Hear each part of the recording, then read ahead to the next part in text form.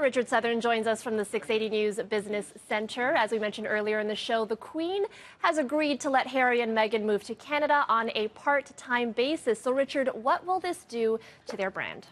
Yeah, the Queen also said, they want to be financially independent, and I support that. And, the experts are checking in, Eric, and they're saying this couple could make big money in no time at all. Experts say they can easily turn 800 plus Canadian million dollars in profit in their first year because they have a ready-made brand which will be both ethical and luxury. Meghan and Harry, they've already trademarked the Sussex Royal brand and have trademarked 100 items ranging from notepads to socks to even counseling services. Experts say they could do speaking engagements to make money, even form their own production company. We heard over the weekend Meghan signing a voiceover deal with Disney, although that was in exchange for some charitable donations. The experts say the Sussex brand will be very luxury on the level of Louis Vuitton and Burberry. So it looks, Eric, like they're going to have no trouble at all becoming financially independent. They won't need to stay on your couch while they're here in Canada, let's say. I didn't think they would, but that's a pretty big chunk of change. I didn't think it would be that much, but pretty impressive. They'll be taxed on it too, but yeah, they'll make a big chunk of change, they say. All right, and speaking of brands, the CEO of Maple Leaf Foods put his company's reputation front and center this weekend. Yeah, this was big last night. Michael McCain, who owns Maple Leaf Foods, used the official company's Twitter account to voice his anger over the Ukrainian air disaster. McCain said he was angry that he lost, a colleague of his lost his wife and his child, and that he said, quote, "I'm very angry."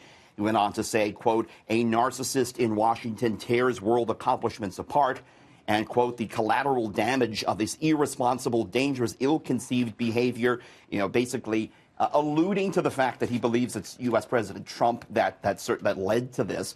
And I spoke to some food industry experts today, Eric, and they don't think the comments will hurt the company's brand. In fact, they think some Canadians might rally around the company for these particular comments. Maple Leaf does operate in the United States, though, so there had been some questions about how it could affect the bottom line. We actually did see the stock down 1% today. It seems really rare that a CEO would do that, make that move. It's pretty unique, I'd say. Very unprecedented. Again, the fact that he would use the company's Twitter account as opposed to his own, very unheard of. All right, Oscar nominations are out, and it always gives a big boost to the stock of actors and directors who receive a nod. It's also doing wonders for Netflix stock. Yeah, this is like, this is the world we're living in now. Netflix got more Oscar nominations than any other studio in Hollywood. 24 nods for the Netflix offerings, including what we're looking at here, The Irishman. It led the way, receiving 10 nominations alone. Other Netflix properties that brought in Oscar nods include The Marriage Story, The Two Popes, and Klaus. No guarantee, though, how many trophies the company will take home. It had a disappointing night at the Golden Globes this year. Netflix had 34 nods there, but took only 2 awards home. Still, Netflix stock, Erica, up 3%. I saw a Netflix movie over the weekend, Uncut Gems, starring Adam Sandler. I want to watch that. It was excellent, but he was locked out. He did not get a nod for that performance. No, I saw a tweet, though, and he's very gracious about it, I think. All right, and before you go, Richard, you've got a quick look at gas prices and some of the other stories you'll be bringing us later in the show. No change for the price of gas tonight. It's holding steady, Erica. And yeah, we're back just a little bit after 6:30, looking at how one billionaire is traveling to the moon and is looking for someone to go with him. Those stories and more just after 6:30. Interesting. Thanks, Richard. We'll talk to you again in the next hour. Thanks.